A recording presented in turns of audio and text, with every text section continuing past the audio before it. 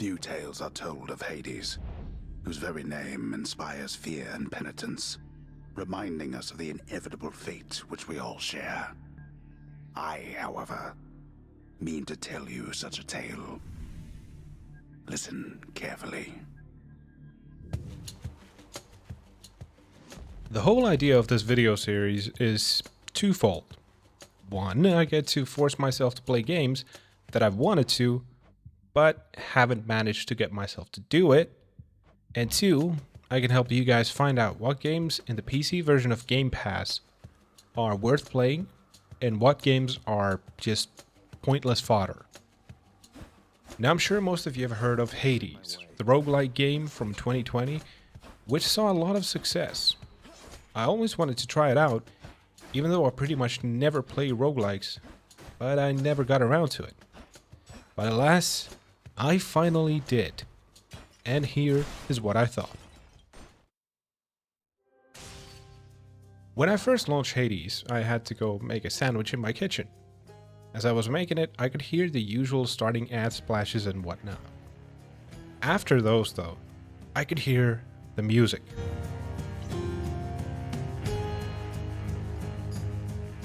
As I kept listening to it, I noticed my first positive impression of the game. The main menu music is absolutely banging. This got me even more excited since I had cautious hopes for the game being good, but this just set me in the right mood. I was ready to escape hell. Launch the game and straight off you're given a solid, simple plot. You're the son of the Greek god Hades, and you want to escape hell. At this point, I want to point out, I've always been fascinated by mythologies. And the ancient Greek mythology, yes sir, give me more. So, already I'm excited. I move on, start slicing and smacking enemies with a very simple premise. Go to a room, clear the room, move to the next room. As you move on, the enemies get harder and harder, and once you clear a certain amount of rooms, you fight the boss of said area and move on to the next area. Once you die though,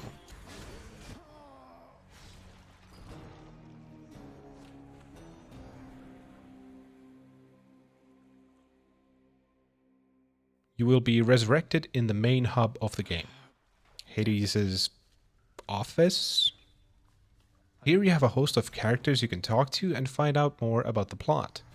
Level up, choose your weapon and equipment, and retry your escape. Every time you die, you get more dialogue from characters like Achilles, Nyx, or Hades himself. Also in this area is Cerberus. You can pet him. That alone makes the game 10 out of 10. The dialogue that you get manages to be interesting. It's lighthearted, and the voice acting is absolutely superb. Every voice fits the character it's connected to, and every character looks like they sound. You've returned. Good to see you, lad, despite the circumstances. Remember your training out there. And fear is for the weak.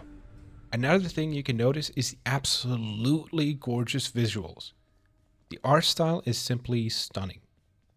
Hades looks like a big badass, he sounds like a big badass, he talks like a big badass, and the world around him, well, it looks, you guessed it, badass. Whose responsibility is to work on this house. Though who shall pay for everything my subjects here demand, I do not know. You're trying to guilt me into funding the exorbitant furnishing. Perhaps once we are finished with repairs for all the carnage you have sown throughout my realm, then we might finally have time for all the needed renovations of it. Nice. I really can't overstate how well the characters and the story are constructed.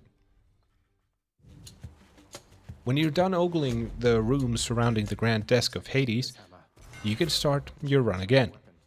On your runs, you will encounter these symbols that you can use, and they will allow you to speak with the gods of Olympus.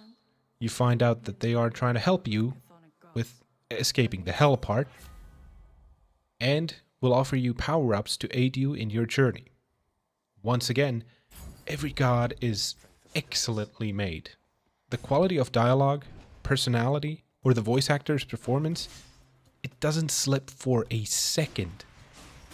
You really feel like you're talking to actual godlike characters. Well, you get your power-ups, and perhaps this time you reach Megara, an actual, proper character with progressing dialogue, and the first area's main boss fight. Beat her, and she'll get pissed at you. And you may move on to the next area. Come on, make it. Haven't we had more than enough of each other by now? Besides, don't you have someplace else to be? Your father sent me. All in all, I'd rather be on your bad side than his. Now you can turn back like a good little man, or I can send you home the painful way. What'll it be? I'll have to go with the painful way. A man after my own heart. This is the core of the game. If it sounds simple, that's because it is. It is the exact right kind of simple. I haven't really played roguelikes because I don't really appreciate the lack of feeling like you've progressed just because you got 2 rooms deeper. A simply good combat system is not enough to keep me interested. And that is why I've never finished something like Dead Cells. I just can't be bothered when I don't really feel like things change between runs. But Hades manages to completely remove that feeling of not progressing thanks to its story and characters. Without them, Hades would simply be another great roguelike with a fun combat system and great visuals that I would be able to play for maybe an hour a month and get bored.